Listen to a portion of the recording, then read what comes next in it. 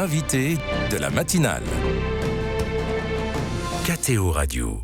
L'invité de la matinale ce matin est Vincent Gello, responsable projet au Liban et en Syrie pour l'œuvre d'Orient. Souvenez-vous, le 6 février 2023, la Turquie et la Syrie étaient secouées et meurtries dans la nuit par un séisme de magnitude 7,8, puis plus de 55 000 personnes sont mortes, 17 millions de personnes ont été impactées et 1,5 million de bâtiments ont été endommagés. Un an après, où est-ce qu'on en est ? Vincent, bonjour, merci beaucoup d'être avec nous. Bonjour. Du fait de votre responsabilité, vous connaissez surtout la situation en Syrie, mais en quelques mots, qu'est-ce que vous pouvez nous dire d'abord de cette situation après le séisme, un an après ? Écoutez, ce que je peux vous dire, c'est que déjà au moment du séisme, ce qu'on a pu noter sur place en tant qu'humanitaire, c'est qu'il y a eu quand même un apport d'aide différent entre la Turquie et la Syrie. D'abord, il faut noter que la Turquie a été plus sévèrement touchée que la Syrie. Des grandes villes ont été détruites et le nombre de morts en Turquie s'est compté par dizaines de milliers. Mais l'aide humanitaire qui est arrivée, et notamment le soutien de l'aide internationale, a été nettement plus massif du côté de la Turquie, qui est un pays encore stable. Côté syrien, malheureusement, c'est un pays, comme les auditeurs le savent, qui sort de 13 années de guerre fratricide. C'est un pays qui est meurtri, qui est détruit. Et en plus, un pays fermé, un pays sous sanctions internationales. Et donc, évidemment, le séisme qui a frappé le nord de la Syrie, c'est-à-dire Alep, Idlib, Latakia, Hama, toutes ces villes du nord, n'ont pas reçu l'aide qu'elles auraient pu attendre. Et donc, le séisme a eu un effet dévastateur dans ces régions-là et a surtout réouvert des plaies qui étaient les plaies de la guerre, la plaie des bombardements, et qui a véritablement traumatisé les habitants à tel point qu'aujourd'hui, il y a vraiment un avant et un après 6 février 2023. Vous évoquez la situation en Turquie, près de 700 000 personnes vivent encore aujourd'hui dans des conteneurs préfabriqués provisoires en attente de relogement.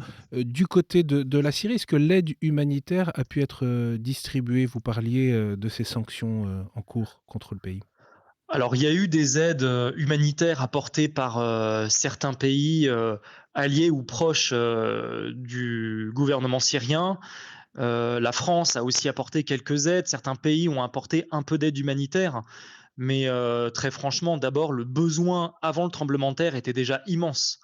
En Syrie, il faut rappeler que c'est un pays qui est complètement ravagé, qui est détruit. On est face à des métropoles complètement anéanties, comme la ville d'Alep en grande partie, mais aussi Raqqa, Deir ez-Zor, une partie de Homs. C'est un pays où une grande partie de la population est réfugiée ou déplacée interne. Un pays où 95% de la population vit sous le seuil de pauvreté. Donc le séisme est intervenu dans ce contexte-là, un contexte déjà de crise humanitaire en réalité, et il est venu enfoncer tout cela. Et le plus dur, évidemment, il y a eu les personnes tuées, blessées, les effondrements d'immeubles, les gens qui ne peuvent pas rentrer chez eux, mais il y a aussi le traumatisme mental, parce qu'en fait, ce tremblement de terre, il y a eu, comme vous l'avez dit, une première secousse, suivie dans les jours d'après de plusieurs secousses qui ont fait que les habitants ne cessaient de rentrer chez eux, de ressortir. Et beaucoup ont pris peur. Et ce que je peux vous dire, c'est qu'en tout cas, l'effet sur l'émigration, sur le départ, et en particulier des chrétiens, mais pas seulement, des habitants du nord de la Syrie, s'est accéléré depuis un an. Vincent, vous avez dit, ça a cassé quelque chose, ça a rouvert les plaies de la guerre pour la population ? Oui, tout à fait. Il faut imaginer qu'en Syrie, c'est une guerre tout azimut qui a eu lieu depuis 2011. Les habitants, les Syriens, ont vécu sous les bombardements. C'est des gens qui ont vu les bombes tomber sur eux, qui ont été souvent déplacés. Et donc, c'est une population qui est véritablement traumatisée et dont le traumatisme n'est pas pris en charge. Et donc, évidemment, quand vous avez un traumatisme de ce type, quand vous avez un immeuble qui tremble, un autre qui s'effondre, eh bien, ça réouvre des peurs, ça réouvre des traumatismes. Et ça, malheureusement, on peut le comparer, par exemple, dans la région à l'explosion du port de Beyrouth le 4 août 2020, où pareillement, il y a eu un avant et un après. Et bien là, c'est pareil. Et donc aujourd'hui encore, un an après, on continue encore de travailler auprès des victimes, à la fois pour reconstruire les bâtiments qui ont été détruits ou endommagés, mais aussi reconstruire les personnes. Et ça, c'est un travail qui prendra des années. Et justement, comment on entreprend les chantiers de reconstruction? Est-ce que c'est possible d'ailleurs, à la fois pour, les écoles, tous ces lieux, de vie d'une société, mais aussi les logements pour les familles? Bah, écoutez, c'est très compliqué parce que, tout d'abord, dans une ville comme Alep, déjà une partie des bâtiments sont très fragilisés depuis le début de la guerre à cause des bombardements. Donc on a beaucoup d'immeubles où les populations, n'ont pas pu rentrer parce que l'immeuble est fragilisé et il n'est plus habitable. En plus de cela, dans un contexte comme celui-là, il faut se coordonner, il faut s'organiser pour pas faire, n'importe quoi et évidemment la coordination avec les pouvoirs publics est évidemment très compliquée dans un pays, comme la Syrie. Donc c'est jamais simple, mais heureusement que, on a des partenaires sur place qui sont exceptionnels et donc les Syriens en réalité qui pendant la guerre se sont adaptés, ont fait preuve d'ingéniosité pour, mettre en place des associations, des aides sur place pour secourir leur propre communauté.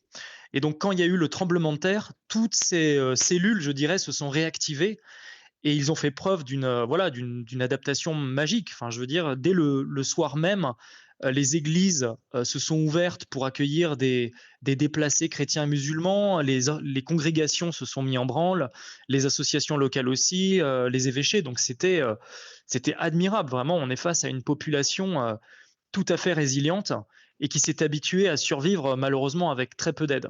Alors même que ces communautés chrétiennes elles-mêmes ont été touchées par, à la fois le séisme et les conséquences de la guerre évidemment. Ah mais la communauté chrétienne, de Syrie dans son ensemble est complètement, affectée par cette guerre. Une ville comme Alep, par exemple, on sait de façon à peu près sûre qu'on avait à peu près 150 000 chrétiens avant la guerre, des communautés qui étaient arméniennes, grecques, qui étaient là depuis des siècles et aujourd'hui, on en compte, à peu près 25 000. Donc il ne reste qu'un cinquième de la communauté chrétienne d'Alep d'origine. C'est tragique. Et je ne veux pas parler du nombre de jeunes qui représentent en plus une minorité parmi cette minorité. Et donc ces chiffres, évidemment, ils cassent le moral, ils font mal et en plus ils créent un effet de départ accéléré pour la communauté qui reste. Mais encore une fois, on voit sur place quand même beaucoup de très belles initiatives qui naissent. Et je dois dire, moi, ça fait 8 ans maintenant que je me déplace en Syrie, que j'y vais très régulièrement depuis le Liban.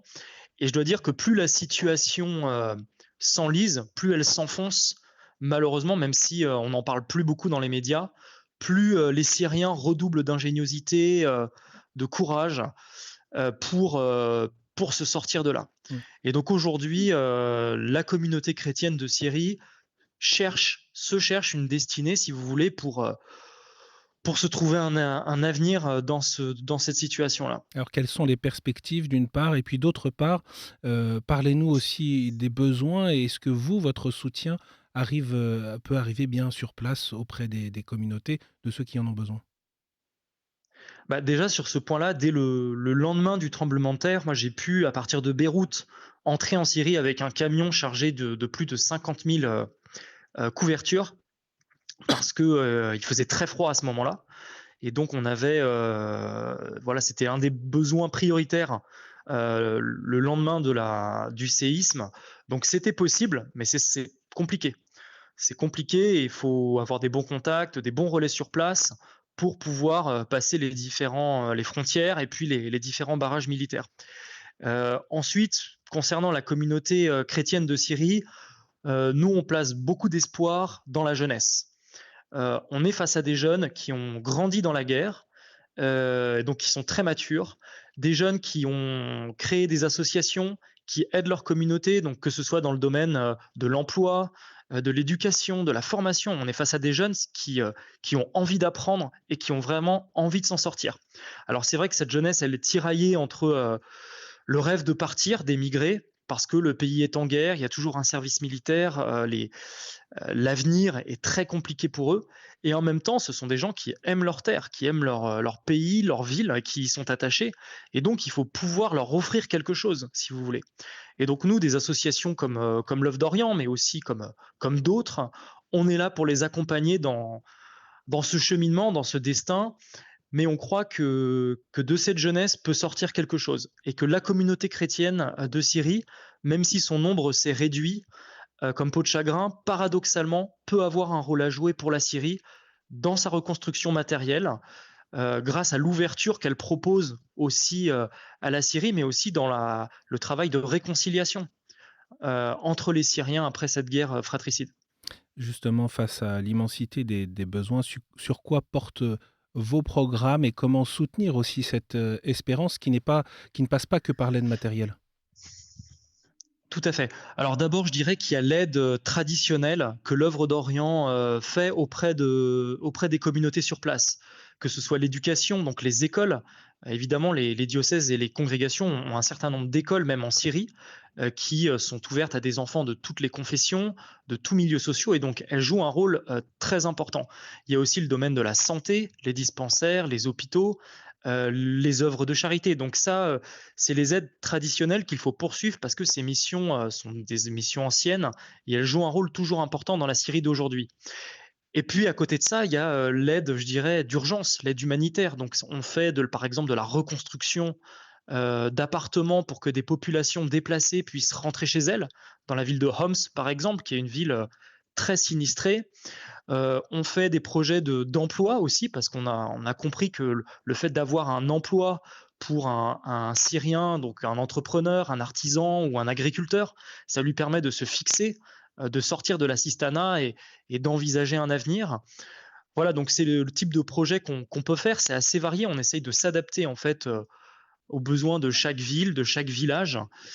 Et puis encore une fois, l'action importante, c'est qu'on essaye, si vous voulez, de soutenir tout ce qui peut renforcer la cohésion de cette communauté chrétienne qui est devenue une minorité, et en particulier en jouant au niveau évidemment du clergé, mais aussi de la jeunesse.